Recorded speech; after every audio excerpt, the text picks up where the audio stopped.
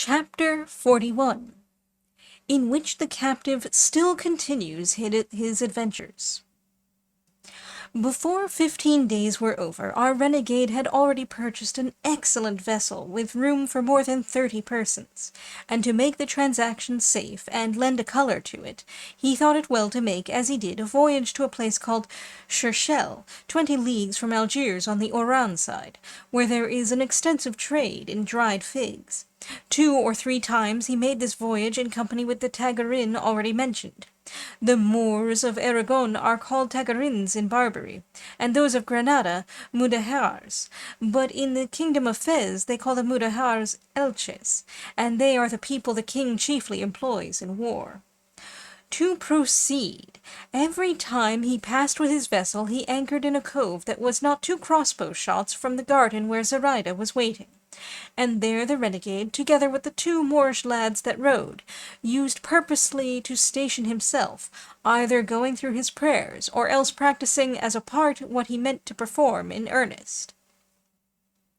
And thus he would go to Zoraida's garden and ask for fruit, which her father gave him, not knowing him. But though, as he afterwards told me, he sought to speak to Zoraida, and tell her who he was, and that by my orders he was to take her to the land of the Christians, so that she might feel satisfied and easy, he had never been able to do so.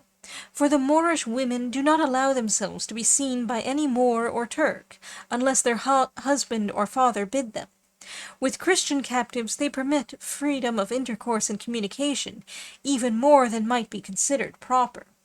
But for my part I should have been sorry if he had spoken to her, for perhaps it might have alarmed her to find her affairs talked of by renegades. But God, who ordered it otherwise, afforded no opportunity for our renegade's well-meant purpose, and he, seeing how safely he could go to Cherchell and return, and anchor when and how and where he liked, and that the Tagarin his partner had no will but his, and that, now I was ransomed, all we wanted was to find some Christians to row, told me to look out for any I should be willing to take with me, over and above those who had been ransomed, and to engage them for the next Friday, which he fixed upon for our departure. On this I spoke to 12 Spaniards, all stout rowers, and such as could most easily leave the city. But it was no easy matter to find so many just then, because there were 20 ships out on a cruise, and they had taken all the rowers with them. And these would not have been found were it not that their master remained at home that summer without going to sea, in order to finish a galiote that he had upon the stocks. To these men I said nothing more than that the next Friday in the evening they were to come out stealthily, one by one, and hang about Haji Morato's garden, waiting for me there until I came. These directions I gave each one separately, with orders that if they saw any other Christians there, they were not to say anything to them, except that I had directed them to wait at that spot.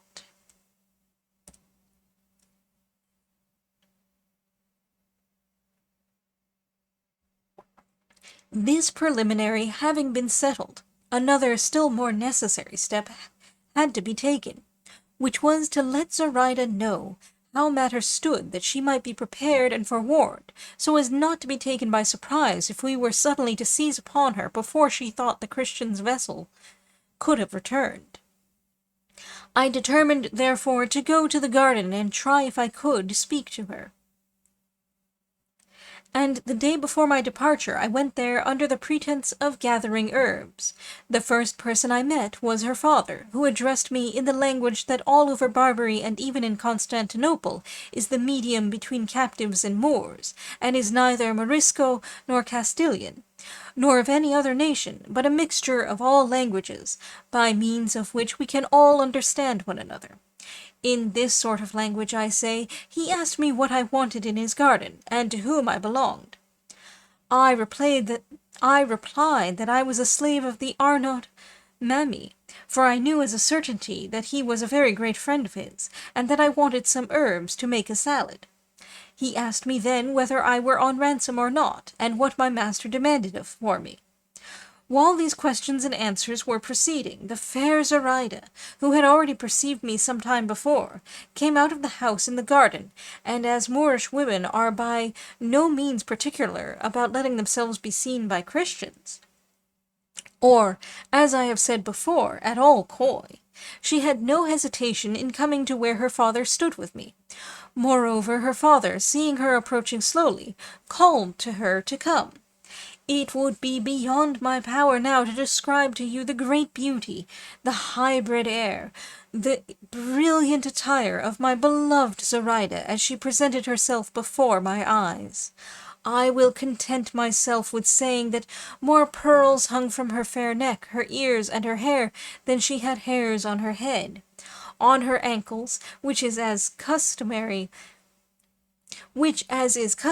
were bare, she had carcajas, for so bracelets or anklets are called in Morisco, of the purest gold, set with so many diamonds that she told me afterwards her father valued them at 10,000 doubloons, and those she had on her wrists were worth as much more. The pearls were in profusion and very fine, for the highest display and adornment of the Moorish women is decking themselves with rich pearls and seed pearls, and of these there are therefore more among the Moors than among any other people. Zoraida's father had to the reputation of possessing a great number, and the purest in all Algiers, and of possessing also more than 200,000 Spanish crowns. And she, who is now mistress of me only, was mistress of all this. Whether thus adorned she would have been beautiful or not, and what she must have been in her prosperity, may be imagined from the beauty remaining to her after so many hardships. For, as everyone knows, the beauty of some women has its times and its seasons, and is increased or diminished by chance causes, and naturally the emotions of the mind will heighten or impair it, though indeed more frequently they totally destroy it. In a word, she presented herself before me that day attired with the utmost splendor, and supremely beautiful.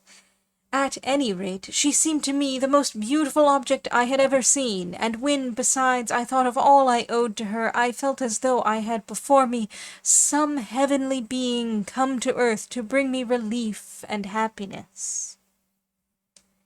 As she approached, her father told her in his own language that I was a captive belonging to his friend the Arnott Mammy, and that I had come for salad. She took up the conversation, and in that mixture of tongues I have spoken of, she asked me if I was a gentleman, and why I was not ransomed. I answered that I was already ransomed, and that by the price it might be seen what value my master set on me, as I had given 1,500 zoltanis for me. To which she replied, Hadst thou been my father's, I can tell thee, I would not have let him part with thee for twice as much, for you Christians always tell lies about yourselves, and make yourselves out poor to cheat the Moors. That may be, lady, said I, but indeed I dealt truthfully with my master, as I do and mean to do with everybody in the world. And when dost thou go? Said Zoraida. Tomorrow, I think, said I, for there is a vessel here from France which sails tomorrow, and I think I shall go in her.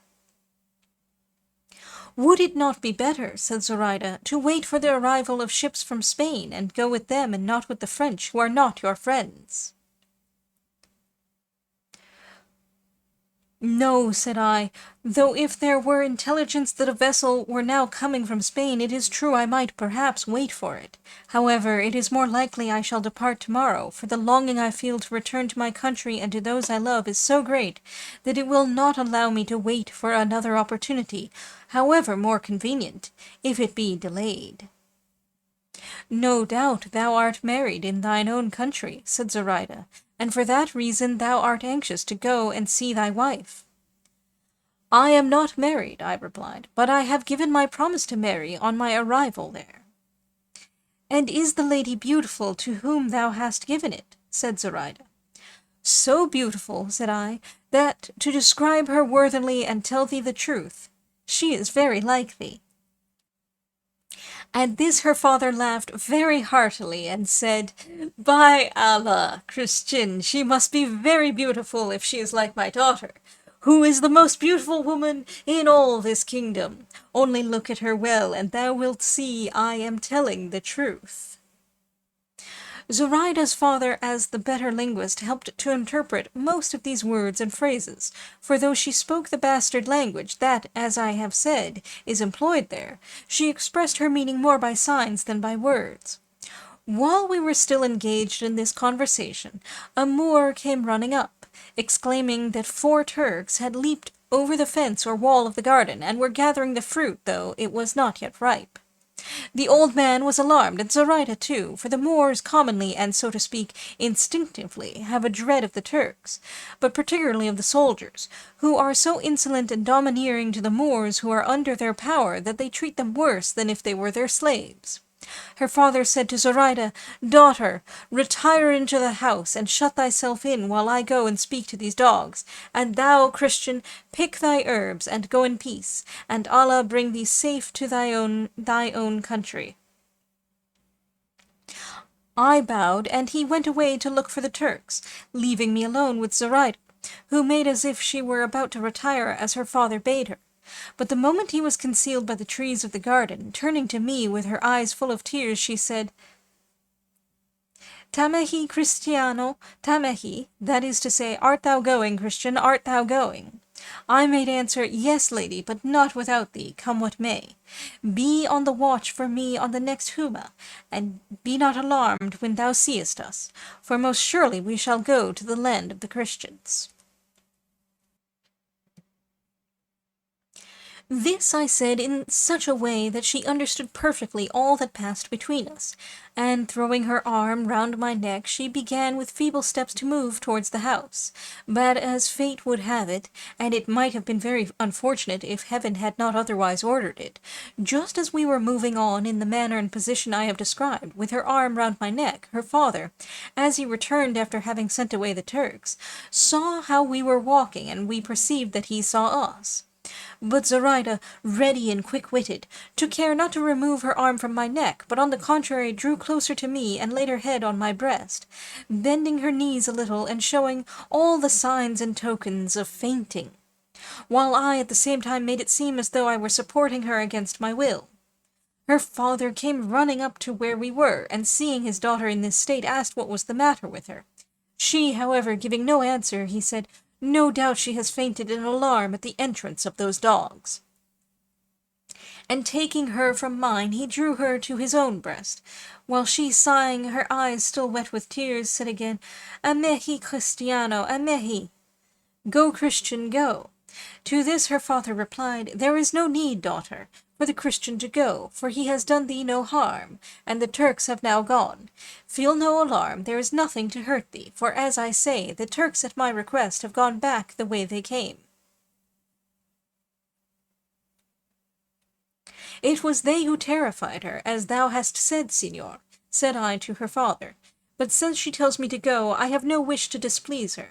Peace be with thee, and with thy leave I will come back to this garden for herbs if need be, for my master says there are nowhere better herbs for salad than here." "Come back for any thou hast need of," replied Hadji Morato, "for my daughter does not speak thus because she is displeased with thee or any Christian. She only meant that the Turks should go, not thou, or that it was time for thee to look for thy herbs." With this I at once took my leave of both, and she, looking as though her heart were breaking, retired with her father. While pretending to look for herbs, I made the round of the garden at my ease, and studied carefully all the approaches and outlets, and the fastenings of the house, and everything that could be taken advantage of to make our task easy. Having done so, I went and gave an account of all that had taken place to the renegade and my comrades, and looked forward with impatience to the hour when, all fear at an end, I should find myself in possession of the prize which fortune held out to me in the fair and lovely Zoraida. The time passed at length, and the appointed day we so longed for arrived, and, all following out the arrangement and plan which, after careful consideration and many a long discussion, we had decided upon, we succeeded as fully as we could have wished. For on the Friday following the day upon which I spoke to Zoraida in the garden, the the renegade anchored his vessel at nightfall, almost opposite the spot where she was. The Christians who were to row were ready and in hiding in different places round about, all waiting for me, anxious and elated, and eager to attack the vessel they had before their eyes. For they did not know the renegade's plan, but expected that they were to gain their liberty by force of arms and by killing the Moors who were on board the vessel. As soon then as I and my comrades made our appearance, all those that were in hiding seeing us came and joined us. It was now the time when the city gates are shut, and there was no one to be seen in all the space outside. When we were collected together, we debated whether it would be better first to go for Zoraida, or to make prisoners of the Moorish rowers who rowed in the vessel. But while we were still uncertain, our renegade came up asking us what kept us, as it was now the time, and all the Moors were off their guard and most of them asleep. We told him why we hesitated, but he said it was of more importance first to secure the vessel, which could be done with the greatest ease and without any danger, and then we could go for Zoraida. We all approved of what he said, and so without further delay, guided by him, we made for the vessel, and he leaped on board first, drew his cutlass, and said in Morisco, "Let no one stir from this if he does not want it to cost him his life." By this almost all the Christians were on board, and the Moors, who were faint-hearted, hearing their captain speak in this way, were cowed, and without any one of them taking to his arms, and indeed they had few or hardly any, they submitted without saying a word to be bound by the Christians, who quickly secured them, threatening them that if they raised any kind of outcry they would be all put to the sword. This having been accomplished, and half of our party being left to keep guard over them, the rest of us, again taking the renegade as our guide, hastened towards Haji Morato's garden. And as good luck would have it, on trying the gate it opened as easily as if it had not been locked. And so, quite quietly and in silence, we reached the house without being perceived by anybody. The lovely Zoraida was watching for us at a window, and as soon as she perceived that there were people there, she asked in a low voice if we were Nizarani, as much as to say or ask if we were Christians. I answered that we were, and begged her to come down. As soon as she recognized me, she did not delay an instant, but without answering a word, came down immediately, opened the door, and presented herself before us all, so beautiful and so richly attired that I cannot attempt to describe her. The moment I saw her, I took her hand and kissed it, and the renegade and my 2 comrades did the same. And the rest, who knew nothing of the circumstances, did as they saw us do, for it only seemed as if we were returning thanks to her, and recognizing her as the giver of our liberty. The renegade asked her in the Morisco language if her father was in the house. She replied that he was, and that he was asleep. "Then it will be necessary to waken him and take him with us," said the renegade, "and everything of value in this fair mansion." "Nay," said she, "my father must not on any account be touched, and there is nothing in the house except what I shall take, and that will be quite enough to enrich and satisfy all of you. Wait a little, and you shall see." And so saying she went in, telling us she would return immediately, and bidding us keep quiet, making any noise. I asked the renegade what had passed between them, and when he told me, I declared that nothing should be done except in accordance with the wishes of Zoraida, who now came back with a little trunk so full of gold crowns that she could scarcely carry it. Unfortunately, her father awoke while this was going on, and hearing a noise in the garden, came to the window, and at once perceiving that all those who were there were Christians, raising a prodigiously loud outcry, he began to call out in Arabic, "Christians! Christians! Thieves! Thieves!" by which cries we were all thrown into the greatest fear and in embarrassment. But the renegade, seeing the danger we were in, and how important it was for him to effect his purpose before we were heard, mounted with the utmost quickness to where Haji Morato was, and with him went some of our party. I, however, did not dare to leave Zoraida, who had fallen almost fainting in my arms. To be brief, those who had gone upstairs acted so promptly that in an instant they came down, carrying Haji Morato with his hands bound and a napkin tied over his mouth, which prevented him from uttering a word. warning him at the same time that to attempt to speak would cost him his life. When his daughter caught sight of him, she covered her eyes so as not to see him, and her father was horror-stricken, not knowing how willingly she had placed herself in our hands. But it was now most essential for us to be on the move, and carefully and quickly we regained the vessel, where those who had remained on board were waiting for us in apprehension of some mishap having befallen us. It was barely 2 hours after night set in when we were all on board the vessel, where the cords were removed from the hands of Zoraida's father, and the napkin from his mouth. But the renegade once more told him not to utter a word, or they would take his life. He, when he saw his daughter there, began to sigh piteously, and still more when he perceived that I held her closely embraced, and that she lay quiet without resisting or complaining, or showing any reluctance. Nevertheless, he remained silent, lest they should carry into effect the repeated threats the renegade had addressed to him. Finding herself now on board, and that we were about to give way with the oars, Zoraida, seeing her father there and the other Moors bound, bade the renegade ask me to do her the favor of releasing the Moors and setting her father at liberty, for she would rather drown herself in the sea than suffer a father that had loved her so dearly to be carried away captive before her eyes and on her account. The renegade repeated this to me, and I replied that I was very willing to do so, but he replied that it was not advisable, because if they were left there they would at once raise the country and stir up the city, and lead to the dispatch of swift cruisers in pursuit, and our being taken, by sea or land, without any possibility of escape, and that all that could be done was to set them free on the first Christian ground we reached. On this point we all agreed, and Zoraida, to whom it was explained, together with the reasons that prevented us from doing at once what she desired, was satisfied likewise. And then in glad silence and with cheerful alacrity each of our stout rowers took his oar, and commending ourselves to God with all our hearts, we began to shape our course for the island of Majorca, the nearest Christian land.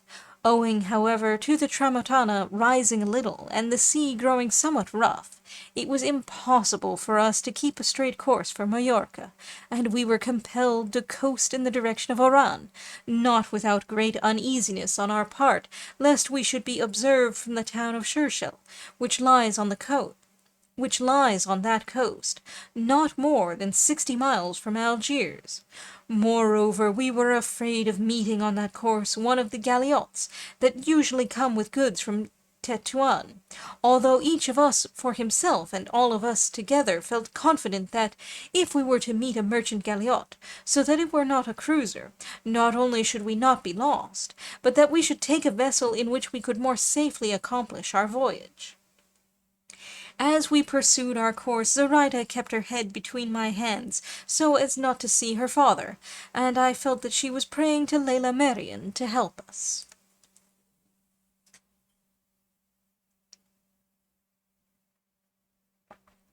We might have made about 30 miles when daybreak found us some 3 musket shots off the land, which seemed to us deserted and without anyone to see us. For all that, however, by hard rowing we put out a little to sea, for it was now somewhat calmer, and having gained about 2 leagues, the word was given to row by batches, while we ate something, for the vessel was well provided. But the rowers said it was not a time to take any rest. Let food be served out to those who were not rowing, but they would not leave their oars on any account. This was done, but now a stiff breeze began to blow, which obliged us to leave off rowing and make sail at once and steer for Oran, as it was impossible to make any other course. All this was done very promptly, and under sail we ran more than 8 miles an hour without any fear, except that of coming across some vessel out on a roving expedition. We gave the Moorish rowers some food, and the renegade comforted them by telling them that they were not held as captives, as we should set them free on the first opportunity. The same was said to Zoraida's father, who replied, "Anything else, Christian, I might hope for or think likely from your generosity and good behavior, but do not think me so simple as to imagine you will give me my liberty, for you would have never exposed yourselves to the danger of depriving me of it only to restore it to me so generously, especially as you know who I am and the sum you may expect to receive on restoring it. And if you will only name that, I here offer you all you require for myself and for my unhappy daughter there, or else for her alone, for she is the greatest and most precious part of my soul." As he said this, he began to weep so bitterly that he filled us all with compassion and forced Zoraida to look at him. And when she saw him weeping, she was so moved that she rose from my feet and ran to throw her arms round him. And pressing her face to his, they both gave way to such an outburst of tears that several of us were constrained to keep them company. But when her father saw her in full dress and with all her jewels about her, he said to her in his own language, "What means this, my daughter?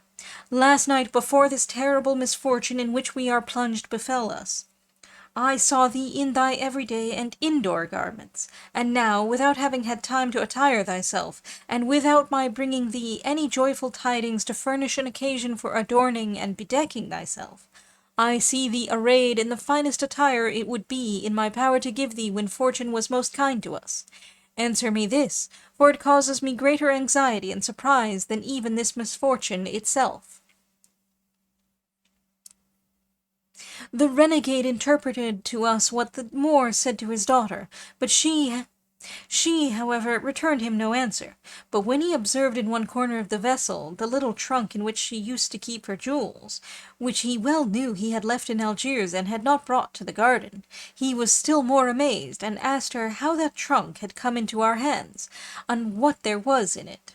To which the renegade, without waiting for Zoraida to reply, made answer, "Do not trouble thyself by asking thy daughter Zoraida so many questions, Signor, for the one answer I will give thee will serve for all. I would have thee know that she is a Christian, and that it is she who has been the file for our chains, and our deliverer from captivity.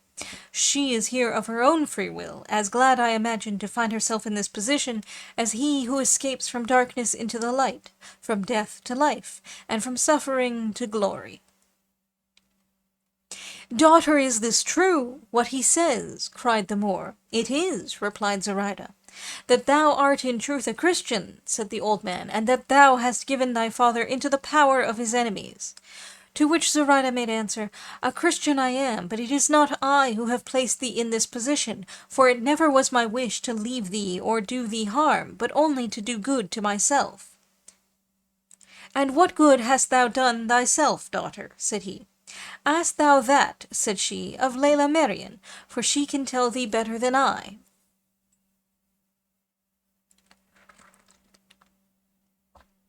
The Moor had hardly heard these words when, with marvellous quickness, he flung himself head foremost into the sea, where no doubt he would have been drowned had not the long and full dress he wore held him up for a little on the surface of the water.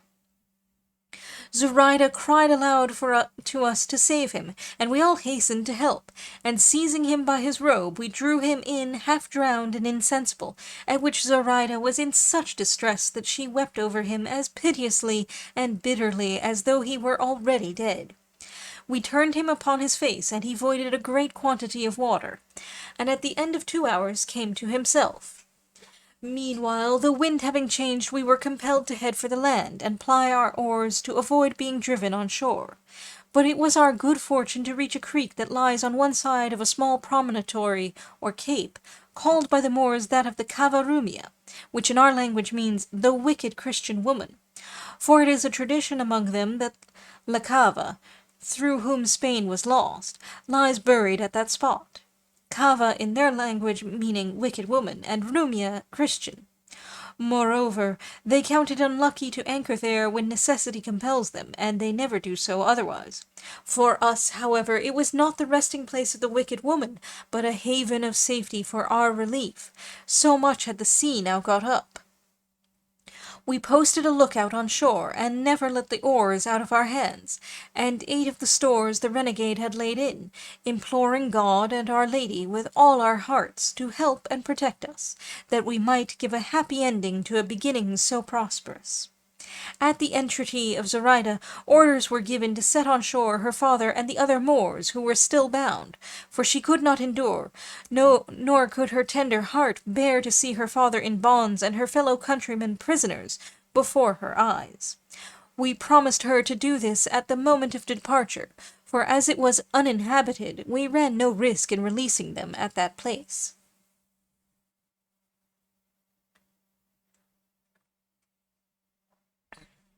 Our prayers were not so far in vain as to be unheard by heaven, for after a while the wind changed in our favor and made the sea calm, inviting us once more to resume our voyage with a good heart. Seeing this, we unbound the Moors, and one by one put them on shore, at which they were filled with amazement.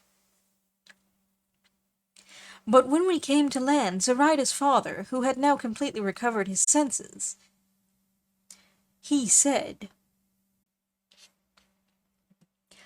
"Why is it, think ye, Christians, that this wicked woman is rejoiced at your giving me my liberty? Think ye it is because of the affection she bears me? Nay, verily, it is only because of the hindrance my presence offers to the execution of her base designs. And think not that it is her belief that yours is better than ours that has led her to change her religion. It is only because she knows that immodesty is more freely practiced in your country than in ours." Then turning to Zoraida, while I and another of the Christians held him fast by both arms, lest he should do some mad act, he said to her, "Infamous girl, misguided maiden, whither in thy blindness and madness art thou going in the hands of these dogs, our natural enemies? Cursed be the hour when I begot thee! Cursed the luxury and indulgence in which I reared thee!"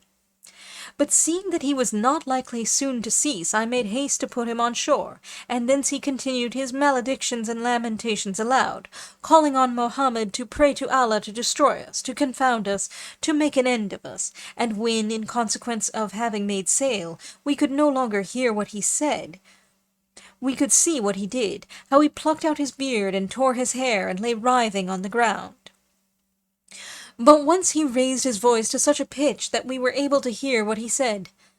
"Come back, dear daughter, come back to shore. I forgive thee all. Let those men have the money, for it is theirs now, and come back to comfort thy sorrowing father, who will yield up his life on this barren strand if thou dost leave him."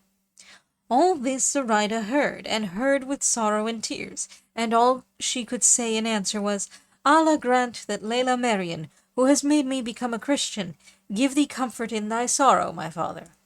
Allah knows that I could not do otherwise than I have done, and that these Christians owe nothing to my will. For even had I wished not to accompany them, but remain at home, it would have been impossible for me.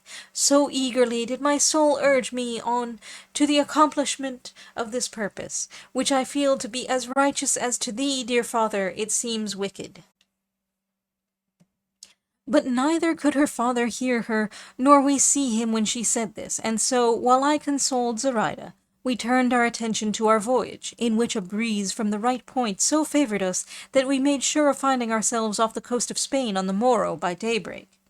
But as good seldom or never comes pure and unmixed, without being attended or followed by some disturbing evil that gives a shock to it, our fortune, or perhaps the curses which the Moor had hurled at his daughter, for whatever kind of father they may come from, these are always to be dreaded, brought it about that when we were now in mid-sea, and the night about 3 hours spent, as we were running with all sail set and oars lashed, for the favouring breeze saved us the trouble of using, we saw by the light of the moon, which shone brilliantly, a square-rigged vessel in full sail close to us, luffing up and standing across our course, and so close that we had to strike sail to avoid running foul of her, while they too put the helm hard up to let us pass. They came to the side of the ship to ask who we were, whither we were bound, and whence we came, but as they asked this in French, our renegade said, "Let no one answer, for no doubt these are French corsairs, who plunder all comers." Acting on this warning, no one answered a word, but after we had gone a little, the vessel was now lying to leeward. Suddenly they fired 2 guns, and apparently both loaded with chain shot. For with one they cut our mast in half, and brought down both it and the sail into the sea, and the other, discharged at the same moment, sent a ball into our vessel amidships, staving her in completely, but without doing any further damage. We, however, finding ourselves sinking, began to shout for help, and call upon those in the ship to pick us up, as we were beginning to fill. They then lay to, and lowering a skiff or boat, as many as 12 Frenchmen, well armed with matchlocks, and their matches burning, got into it and came alongside. And seeing how few we were, and that our vessel was going down, they took us in, telling us that this had come to us through our incivility in not giving them an answer. Our renegade took the trunk containing Zoraida's wealth, and dropped it into the sea without anyone perceiving what he did. In short, we went on board with the Frenchmen, who, after having ascertained all they wanted to know about us, riffled us of everything we had, as if they had been our bitterest enemies, and from Zoraida they took even the anklets she wore on her feet. But the distress they caused her did not distress me so much as the fear I was in that from robbing her of her rich and precious jewels, they would proceed to rob her of the most precious jewel that she valued more than all. The desires, however, of those people do not go beyond money, but of that their covetousness is insatiable, and on this occasion it was carried to such a pitch that they would have taken even the clothes we wore as captives, if they had been worth anything to them. It was the advice of some of them to throw us all into the sea wrapped up in a sail, for their purpose was to trade at some of the ports of Spain, giving themselves out as Bretons, and if they brought us alive they would be punished as soon as the robbery was discovered. But the captain, who was the one who had plundered my beloved Zoraida, said he was satisfied with the prize he had got, and that he would not touch at any Spanish port, but pass the Straits of Gibraltar by night, or as best he could, and make for La Rochelle, from which he had sailed. So they agreed by common consent to give us the skiff belonging to their ship, and all we required for the short voyage that remained to us, and this they did the next day on coming in sight of the Spanish coast, with which, and the joy we felt, all our sufferings and miseries were as completely forgotten as if they had never been endured by us. Such is the delight of recovering lost liberty.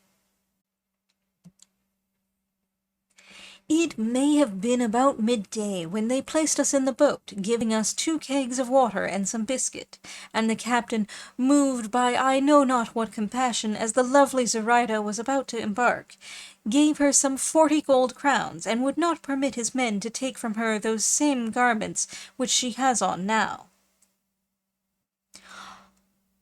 We got into the boat, returning them thanks for their kindness to us, and showing ourselves grateful rather than indignant. They stood out to sea, steering for the straits. We, without looking to any compass save the land we had before us, set ourselves to row with such energy that by sunset we were so near that we might easily, we thought, land before the night was far advanced. But as the moon did not show that night, and the sky was clouded, and as we knew not whereabouts we were, it did not seem to us a prudent thing to make for the shore, as several of us advised, saying we ought to run ourselves ashore even if it were on rocks and far from any habitation, for in this way we should be relieved from the apprehensions we naturally felt of the prowling vessels of the Tetuan corsairs, who leave Barbary at nightfall, and are on the Spanish coast by daybreak, where they commonly take some prize, and then go home to sleep in their own houses. But of the conflicting counsels, the one which was adopted was that we should approach gradually, and land where we could if the sea were calm enough to permit us. This was done, and a little before midnight we drew near to the foot of a huge and lofty mountain, not so close to the sea but that it left a narrow space on which to land conveniently. We ran our boat up on the sand, and all sprang out and kissed the ground, and with tears of joyful satisfaction returned thanks to God our Lord for all his incomparable goodness to us on our voyage. We took out of the boat the provisions it contained, and drew it up on the shore, and then climbed a long way up the mountain, for even there we could not feel easy in our hearts, or persuade ourselves that it was Christian soil that was now under our feet. The dawn came, more slowly, I think, than we could have wished. We completed the ascent in order to see if from the summit any habitation or any shepherd's huts could be discovered. But strain our eyes as we might, neither dwelling, nor human being, nor path, nor road could we perceive. However, we determined to push on farther, as it could not but be that ere long we must see someone who could tell us where we were. But what distressed me most was to see Zoraida going on foot over that rough ground, for though I once carried her on my shoulders, she was more wearied by my weariness than rested by the rest.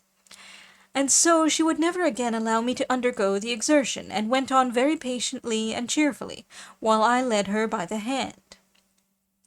We had gone rather less than a quarter of a league when the sound of a little bell fell on our ears, a clear proof that there were flocks hard by, and looking about carefully to see if any were within view, we observed a young shepherd tranquilly and unsuspiciously trimming a stick with his knife at the foot of a cork tree. We called to him, and he, raising his head, sprang nimbly to his feet. For, as we afterwards learned, the first who presented themselves to his sight were the renegade and Zoraida, and seeing them in Moorish dress, he imagined that all the Moors of Barbary were upon him. And plunging with marvellous swiftness into the thicket in front of him, he began to raise a prodigious outcry, exclaiming, "The Moors! The Moors have landed! To arms! To arms!" We were all thrown into perplexity by these cries, not knowing what to do, but reflecting that the shouts of the shepherd would raise the country, and that the mounted coast-guard would come at once to see what was the matter. We agreed that the renegade must strip off his Turkish garments and put on a captive's jacket or coat, which one of our party gave him at once, though he himself was reduced to his shirt. And so, commending ourselves to God, we followed the same road which we saw the shepherd take, expecting every moment that the coast-guard would be down upon us. Nor did our expectation deceive us, for 2 hours had not passed when, coming out of the brushwood into the open ground, we perceived some 50 mounted men swiftly approaching us at a hand-gallop. As soon as we saw them, we stood still, waiting for them. But as they came close, and, instead of the Moors they were in quest of, saw a set of poor Christians, they were taken aback, and one of them asked if it could be we who were the cause of the shepherd having raised the call to arms. I said yes, and as I was about to explain to him what had occurred, and whence we came and who we were, one of the Christians of our party recognized the horseman who had put the question to us, and before I could say anything more, he exclaimed, "Thanks be to God, sirs, for bringing us to such good quarters, for, if I do not deceive myself, the ground we stand on is that of Velez Malaga. Unless, indeed, all my years of captivity have made me unable to recollect that you, senor, who ask who we are Pedro de Bustamante, my uncle." The Christian captive had hardly uttered these words when the horseman threw himself off his horse and ran to embrace the young man, crying, "Nephew of my soul and life, I recognize thee now, and long have I mourned thee as dead, I and my sister, thy mother, and all thy kin that are still alive, and whom God has been pleased to preserve, that they may enjoy the happiness of seeing thee. We knew long since that thou wert in Algiers, and from the appearance of thy garments and those of all this company, I conclude that ye have had a miraculous restoration to liberty." "It is true," replied the young man, "and by we will tell you all."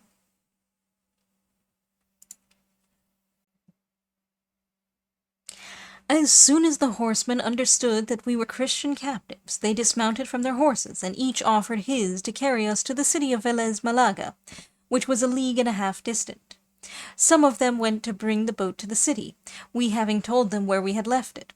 Others took us up behind them, and Zoraida was placed on the horse of the young man's uncle.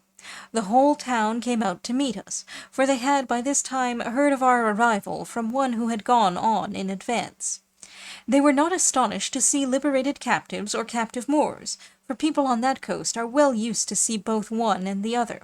But they were astonished at the beauty of Zoraida, which was just then heightened, as well by the exertion of travelling as by joy at finding herself on Christian soil, and relieved of all fear of being lost.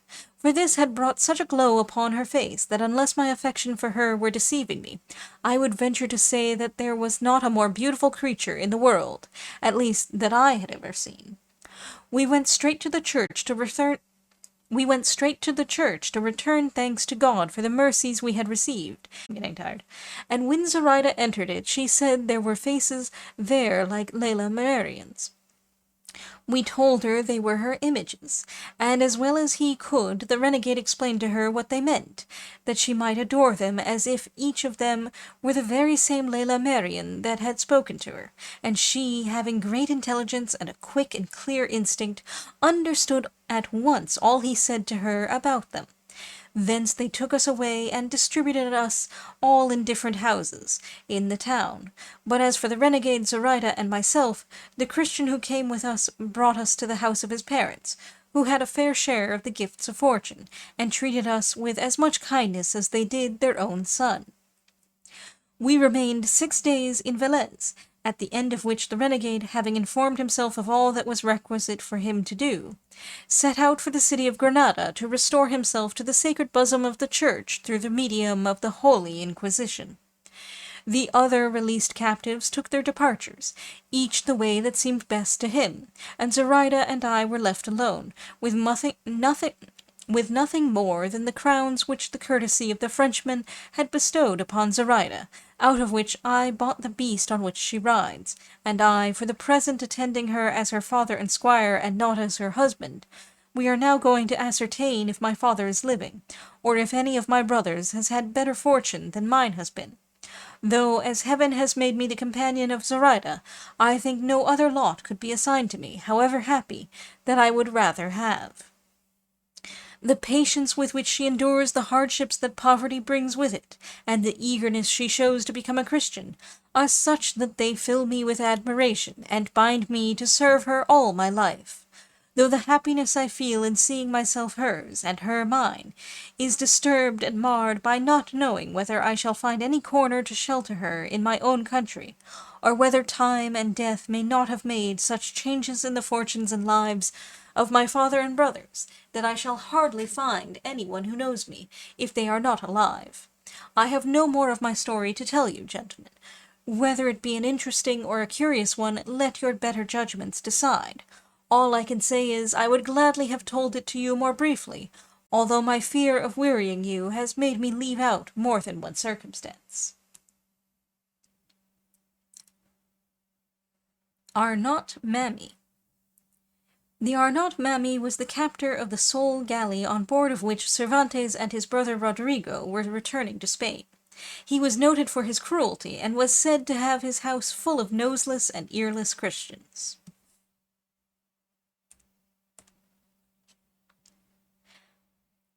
$1,500 zoltanis. An Algerian coin equal to about 36 reals.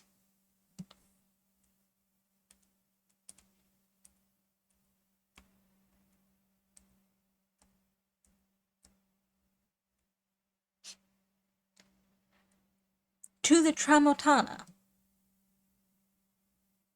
A wind from the north, so called from coming across the Alps.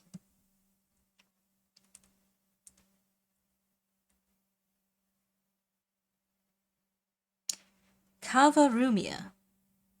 Cervantes gives the popular name by which the spot is known.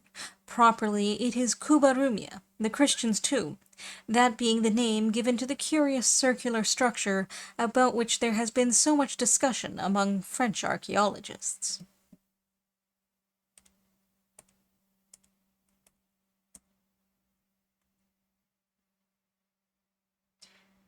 Near to the foot of a huge and lofty mountain. The Sierra Tejeda, to the south of Alhama, is apparently that which Cervantes means. Velez Malaga. about 18 miles to the east of Malaga, at a little distance from the coast.